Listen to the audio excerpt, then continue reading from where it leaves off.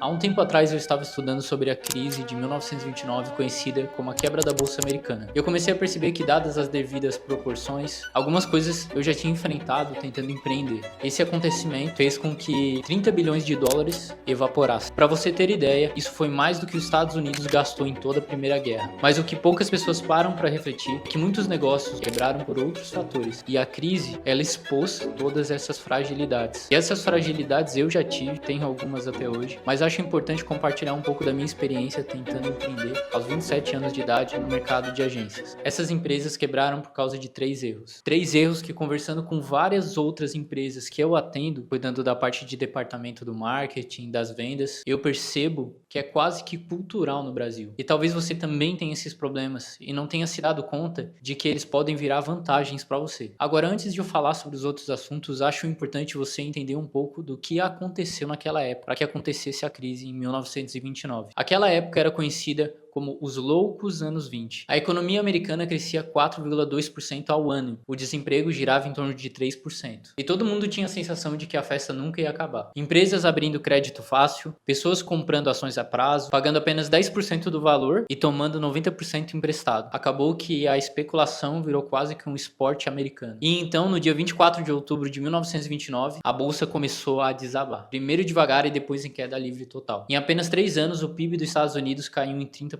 O desemprego chegou a 25%. 1 a cada 4 americanos estava desempregado. Mais de 9 mil bancos quebraram. Mas repara, o problema ele não foi repentino. Boa parte da economia girava em torno dos Estados Unidos. Ele era o principal país que comprava dos outros países. E as crises, elas revelam problemas. E o que eu percebi com empresas que eu atendo, com a minha empresa e também com esse colapso de 1929, são coisas que eu devo levar para o meu negócio e talvez você deva levar para o seu também. Agora, vamos ao erro número 1. O erro número 1 é confundir crédito com capital. Tanto as pessoas físicas comprando ações como várias empresas da época estavam alavancadas. As empresas usavam muito crédito para poder se alavancar e crescer rápido. Funcionou enquanto a conta não chegou. E quando aconteceu o colapso, as dívidas continuaram, mas a receita sumiu. As pessoas pararam de consumir. Justamente porque 1/4 dos americanos estava desempregado na época. Trazendo um paralelo, o Brasil sofreu nessa época também. Até 1929, cerca de 70% do que o Brasil exportava era café. Depois de 1929, esse número desceu para quase 47%. Estados Unidos colapsou, os outros países colapsaram.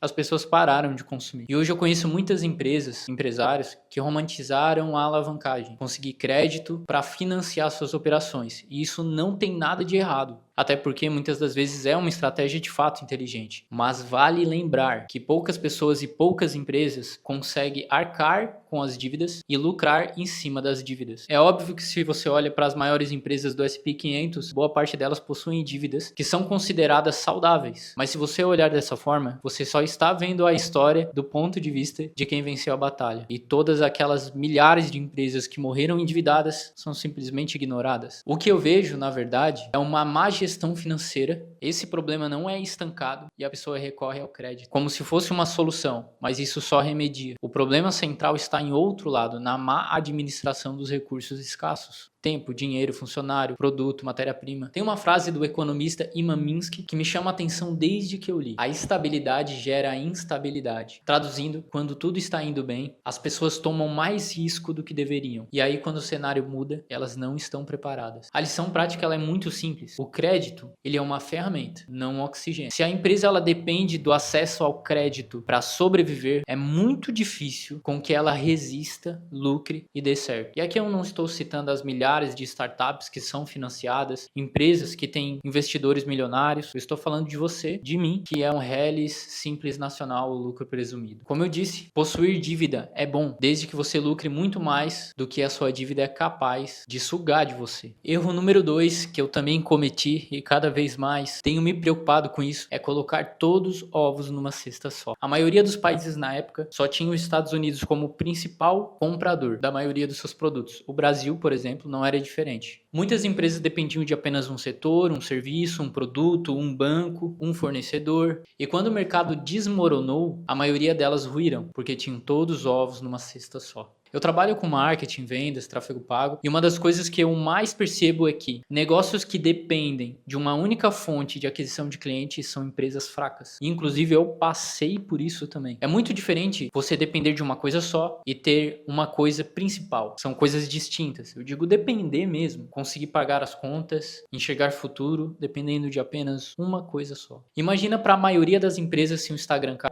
ou se o TikTok cai, ou se o Google já não funciona mais. Algumas vão se reinventar, porque a crise tem esse aspecto, mas a maioria sucumbe. A regra que eu uso aqui na empresa, por exemplo, é que nenhum dos nossos clientes pode representar mais do que 10% do nosso faturamento. Porque imagina a quantidade de equipes que vamos mobilizar para aquele projeto, licença, equipamento, e que repentinamente ele pode acabar saindo. Eu prefiro muito mais uma empresa mais estável e menos lucrativa do que uma mais instável e mais lucrativa. É minha maneira de enxergar. Há uma frase do Warren Buffett que ele diz: empresa boa é empresa chata. Agora, algo que nós devemos sempre lutar é não ter apenas um canal de venda, não ter só um cliente principal. Diversificação é uma palavra muito usada no mundo das ações, mas dos negócios também deve ser falado. Não é uma questão de ficar paranoico, é de se preparar para o inevitável, e crises são inevitáveis. Eu passei por uma experiência semelhante da dependência. Um dos nossos primeiros clientes que nós tivemos na agência foi uma empresa grande que tem IPO, que tivemos a sorte e mérito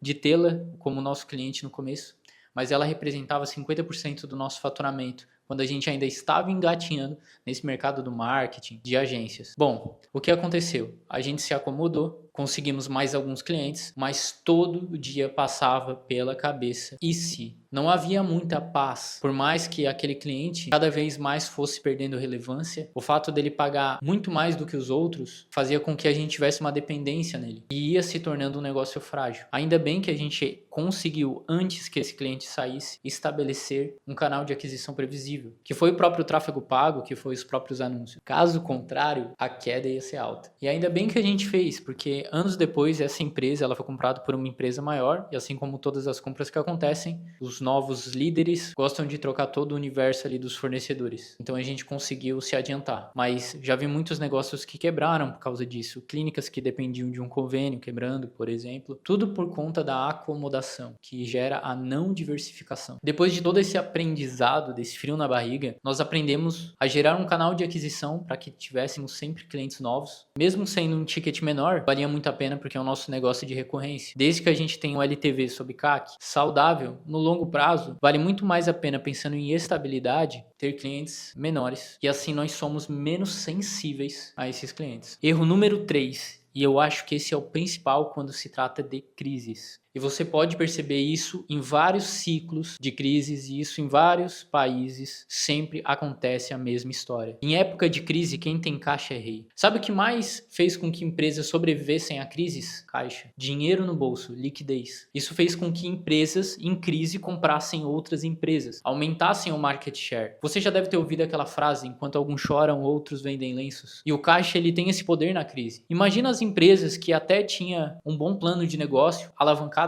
com dívida, perdendo receita, sangrando, enquanto outras empresas tinham mais sangue para perder. Esse é o caso de quem tem caixa. Se já é difícil o brasileiro, para nós, ter uma reserva emergencial no CPF, quem dirá no CNPJ? E muitos empresários que eu converso, que eu atendo, eles confundem muito a pessoa física e a pessoa jurídica. Uma vez falei com um dono de clínica, ele tinha um faturamento de 50 mil, 30 mil ele colocava no bolso. Quando eu perguntei se ele tinha caixa, ele riu e disse que não. Tinha vários funcionários abaixo dele, várias famílias abaixo desses funcionários. Imagina se essa clínica quebra. Ou talvez nem isso, passe 1 ou 2 meses no vermelho. Quantas pessoas não são impactadas pela má administração? É claro, eu não sou um grande empresário, um grande empreendedor. Eu estou compartilhando meu pensamento, espero que de alguma forma te traga reflexão, mesmo que seja para discordar, mas acho importante a gente debater. Mas eu acho que isso é quase com senso comum. Você precisa ter reserva de emergência, CPF, CNPJ, porque as crises chegam e elas podem ser oportunidades. Tem uma frase engraçada que fala: você só sabe que está nadando pelado quando a maré abaixa. Essa frase diz muito sobre esses momentos de crise. Quando está tudo bem, você não percebe a maioria dos erros que comete. Agora, quando a economia não vai bem, quando o seu negócio é impactado de alguma forma, é aí que você percebe aonde você está errando. Mas você tem que ser um enxadrista e pensar várias jogadas à frente. Eu não vou ficar dando recomendação de investimento, nem falar o que você deve fazer, mas eu acho importante você refletir sobre isso no seu negócio.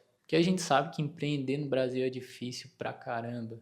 É uma estrada solitária pra caramba. É frustrante pra caramba. Mas sabemos que é recompensador. Se não fosse, a gente já teria desistido. A verdade é que quanto mais uma crise se estende, o lucro representa a quantidade de sangue que uma empresa tem. E quanto mais sangue você tiver para perder, mais tempo você sobrevive. Então vamos recapitular. Primeiro, crédito não é capital. Não romantize a alavancagem simplesmente pelo fato de que você ouviu falar. Esse é o principal problema. Segunda coisa, não concentre o seu negócio em poucas coisas. Sempre busque diversificar. Diversifique clientes, produtos, serviços, canais de aquisição. Terceiro, quem tem caixa é rei. É por esse mesmo motivo que empresas morrem. Se esse conteúdo fez ou não fez sentido para você, comenta aqui embaixo, envia para alguém para que a gente possa ter esse debate.